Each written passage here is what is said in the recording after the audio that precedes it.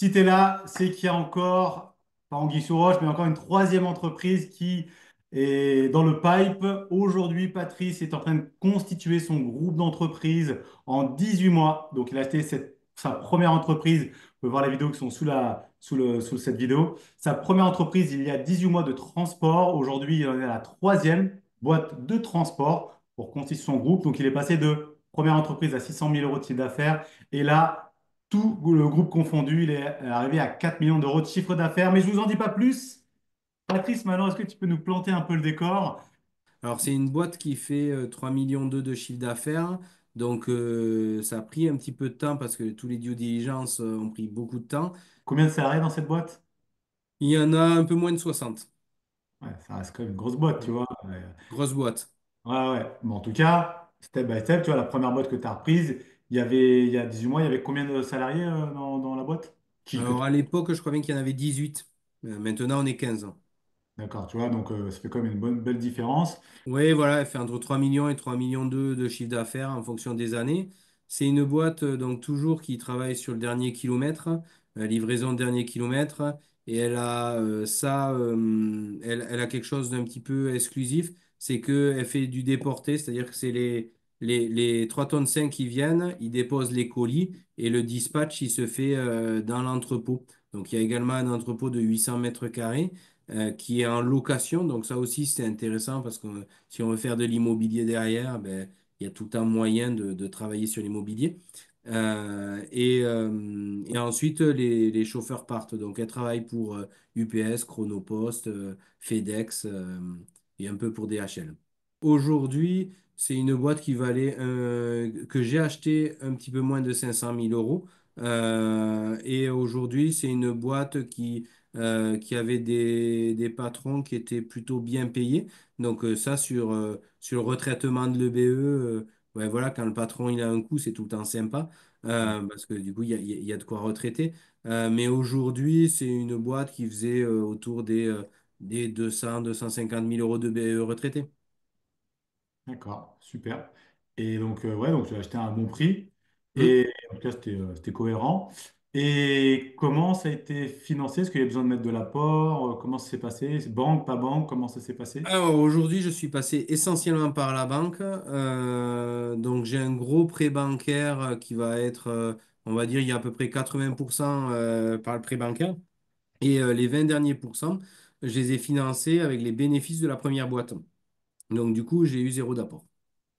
De ta poche, en tout cas. Donc, c'est De ma sorti poche.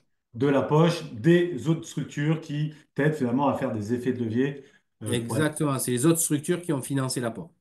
Ouais, c'est ça. Parce qu'aujourd'hui, clairement, tu es en train de faire de la croissance externe, finalement, la croissance par acquisition dans un domaine. Quel est l'objectif final de cette croissance externe? L'objectif, dans l'idéal, ça serait de constituer un groupe spécialisé dans le dernier kilomètre qui ferait autour des 20 millions d'euros de chiffre d'affaires. Voilà. Donc, le course dernier kilomètre, pour ceux qui ont, c'est le transport, hein, le transport au Le dernier kilomètre. transport, exactement. Et donc, tu aimerais monter à peu près à 20 millions d'euros de chiffre d'affaires. Et pour un exit, à combien? T'aimerais? C'est une bonne question, ça.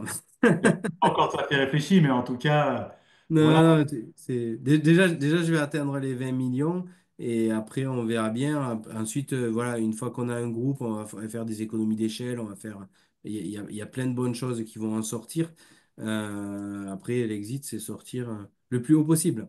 Ouais, c'est clair. Parce que quand même, aujourd'hui, en 18 mois, tu es passé finalement de 15, allez, 18 salariés. Aujourd'hui, au total, vous êtes un peu moins de 100, quoi. Vous êtes Non, on est plutôt 80. 80. 80, donc tu es passé en 18 mois de 15 salariés à 80 salariés, de Mais il y a 600. 18 mois, j'ai acheté ma première société. Voilà, j'avais ma société initiale sur laquelle il y a 6 salariés. On peut même dire il y a 18 mois, il y a 18 mois, j'avais 6 salariés. Et aujourd'hui, il y a un petit peu moins de 80. Ouais, ouais. Mais du coup, il n'y a rien quand même qui fait que tu peux aller aussi vite, de prendre autant de salariés d'un coup, de passer de 600 000 euros de chiffre d'affaires à 4 millions d'euros de chiffre d'affaires. 20 millions, vu la vitesse où ça va, peut-être que la prochaine fois qu'on se verra, si tu reprends une boîte qui fait 10 ou 15 millions d'euros de chiffre d'affaires, sait-on jamais. Parce que statistiquement, là, de 600 000 à 4 millions, c'est la même chose que si tu passes de 4 millions à 20 millions. Mais écoute, je me le souhaite, hein. C'est tout le mal qu'on te souhaite, mais c'est vrai que ça permet vraiment d'aller beaucoup, beaucoup plus vite, mais dans cet objectif d'aller vendre ça après très cher. Parce que si tu avais dû passer tout en interne, de passer de 600 000 euros, déjà, tu avais dû créer la boîte tout seul. Déjà, tu as dû la créer pour avoir 600 000 avec un salarié. Tu ne l'aurais pas fait en 3 mois ou 6 mois comme tu as fait pour acheter. Déjà, tu aurais dû mettre plusieurs années. Ensuite, quand tu as ta boîte à 600 000, pour passer de 600 000 à 4 millions, c'est pas en 18 mois, c'était impossible. Tu aurais dû mettre 5 ou 10 ans de plus pour y arriver. Donc, ça te fait vraiment gagner énormément, énormément de temps. Et ben, c'est un temps de vie hein, qu'on économise et une qualité qui est vraiment top. Donc, vraiment, c'est génial. Bravo en tout cas. Aujourd'hui, est-ce que tu peux nous dire un petit peu, ça intéresse aussi les gens, comment se déroule une semaine chez Patrice? Est-ce que c'est le chaos? Comment ça se passe? Alors, ouais, une semaine il y a un mois, une semaine maintenant, c'est un petit peu différent puisque aujourd'hui, on est sur un onboarding de boîte. Donc, du coup, je passe énormément d'énergie à connaître les gens, connaître les process. Donc, aujourd'hui, je passe 4 jours, cette semaine, du moins, j'ai passé 4 jours sur la société, sur la nouvelle société.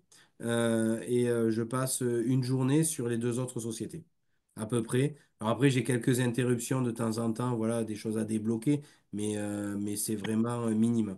Donc aujourd'hui, oui, voilà, je passe 80% de mon temps sur les deux sociétés. Je suis en train de former un directeur opérationnel sur la société. Donc on apprend à se connaître, on prend des habitudes de travail, etc., etc. Je pense que ça va durer 2, 3 mois et après, j'aurai à nouveau du temps pour acheter de nouvelles sociétés. Ouais, après, en plus, je sais que toi, tu dis que tu auras un nouvel truc, mais tu es déjà en train de quand même regarder autre chose à tes heures perdues. J'en suis sûr et certain, mais d'ici, une fois que l'onboarding sera terminé, cette dernière boîte-là, parce que les autres, finalement, elles te prennent déjà beaucoup moins de temps, quasiment, parce que ça fait un moment maintenant que tu les as, mais cette dernière boîte, t'aimerais ou tu estimes que ça te prendra par semaine à peu près combien de temps encore pour la gérer? Une demi-journée, une journée, 3 jours, 4 jours? Alors, voilà, il y a ce qu'on estime et ce qu'on aimerait. Moi, je pense que ça me prendra un jour par semaine. Un jour par semaine avec la plupart des journées déportées. Après, de temps en temps, il faudra passer sur place puisqu'il y aura, voilà, c'est bien quand même de passer sur place, de voir ce qu'il en est, de rencontrer les gens en vrai plutôt qu'en visio. Mais oui, oui, voilà, oui. Moi, j'ai pour objectif. En plus, là, il y a un directeur opérationnel qui est top et qui, à mon avis, sera le prochain racheteur de la boîte. Donc, je suis en train de le former pour qu'il me rachète la boîte dans quelques années. Il a 31 ans, enfin voilà, c'est quelqu'un de très brillant, voilà, j'essaie de le bichonner et on a discuté. Et lui, son objectif, c'est plus ou moins racheter la boîte dans 10, 15 ans. Peut-être Donc, même, peut-être qu'ils pourraient peut-être même racheter le groupe. Va-t-on savoir, on ne sait jamais. la